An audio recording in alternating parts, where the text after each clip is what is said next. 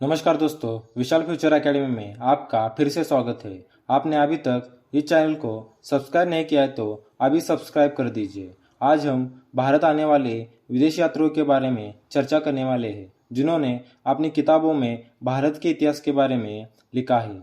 चलो देखते हैं भारत आने वाले विदेश यात्री। इब्न बतूता एक मोरक्को का यात्री था जो टिनगियर में पैदा हुआ था।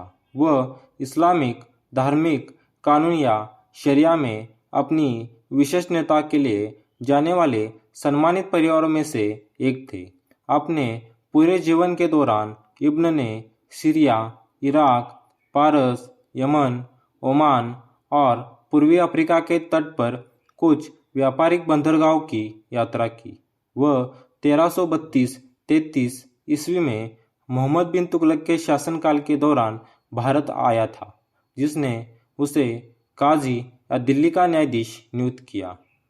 1342 में उन्होंने सुल्तान के दूत के रूप में चीन की यात्रा की।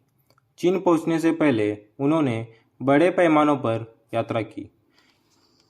इब्न बतूता के लेख की तुलना अक्सर मार्को पोलो से की जाती है, जिन्होंने भारत चीन दोनों के दौरान किया। इब्न बतूता ने अरबी भाषा में रहला नामक पुस्तक लिखी। इब्न बतूता पान और नारियल से मोहित हो गए थे और उन्होंने अपने लेख में उनके बारे में वर्णन किया। उन्होंने भारतीय शहरों के बारे में भी लिखा, विशेष रूप से दिल्ली के बारे में विस्तार से लिखा। दोस्तों, मार्को पोलो एक इतालवी व्यापारी था और लेखक थे। उनका जन्म 1254 ईस्वी में वेनिस गणराज्य में हुआ था। एक देश से दूसरे देश में उनकी यात्रा अपनी पुस्तक मार्को पोलो की यात्रा में दर्ज है। उनकी पुस्तक में उल्लेख किया गया था कि चीन के पास सबसे बड़ा क्षेत्र और बहुत बढ़िया धन है। उन्होंने अपनी the book of sir Marco Polo में अपने अनुभव का एक विस्तृत इतिहास लिखा है। इस पुस्तक ने क्रिस्टोफर कोलंबस को प्रेरित किया था। मार्को पोलो ने रानी रुद्रमादेवी के शासनकाल में काकतीय साम्राज्य का दौरा किया। उनके कार्यों से ये पाया जा सकता है कि रुद्रमादेवी नाम की महिला ने अपनी पिता की गद्दी संभाली थी और राजवंश को एक दयालु और परोपकारी शासक के रूप में शासित किया था।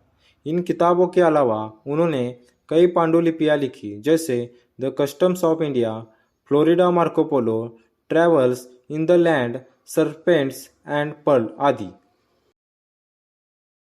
निकोलो डे कॉन्टी एक इतालवी व्यापारी और खोजकर्ता थे। उन्होंने अरब सागर को गुजरात के केम्बे से पार किया और 1420 और 1421 ईस्वी में भारत में प्रवेश किया। उन्होंने पकामुरिया, हेली और विजयनगर राज्य की यात्रा की। उस समय देवराय प्रथम ने विजयनगर के सिंहासन पर शपथ ली थी। माइलापुर यानी अभी का चेन्नई में उन्होंने सेंट थॉमस का मकबरा पाया, जिन्होंने भारत में ईसाई समुदाय की उपस्थिति सुनिश्चित की। उन्होंने भारत, सुमात्रा और चीन के बीच सोने और मसाले के व्यापार की पुष्टि की। उन्होंने तेलुगु भाषा को पूर्व का इतालवी कहा।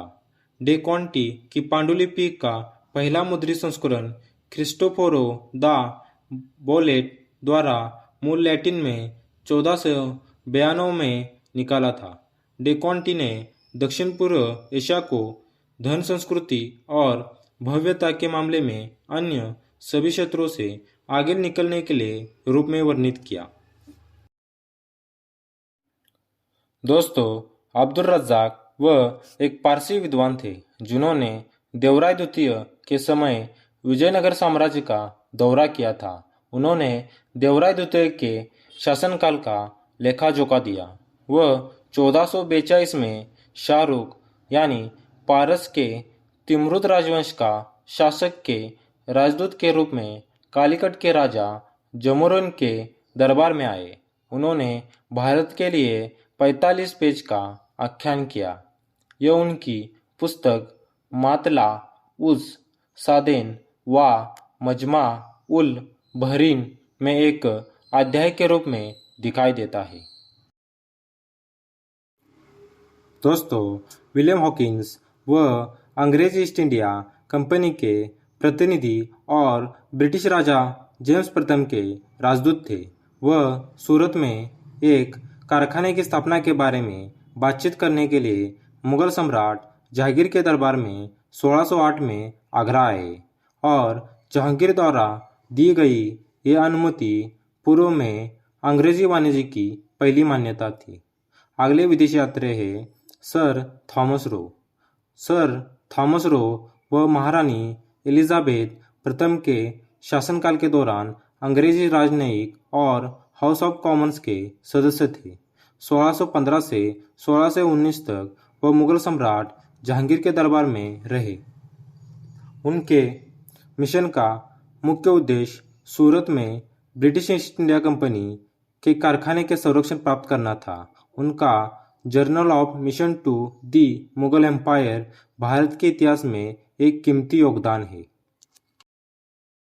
दोस्तों, आपको ये वीडियो कैसा लगा कमेंट करके बताइए और विशाल फ्यूचर एकेडमी चैनल को सब्सक्राइब कीजिए और ज़्यादा से ज़्यादा बच्चों तक शेयर कीजिए।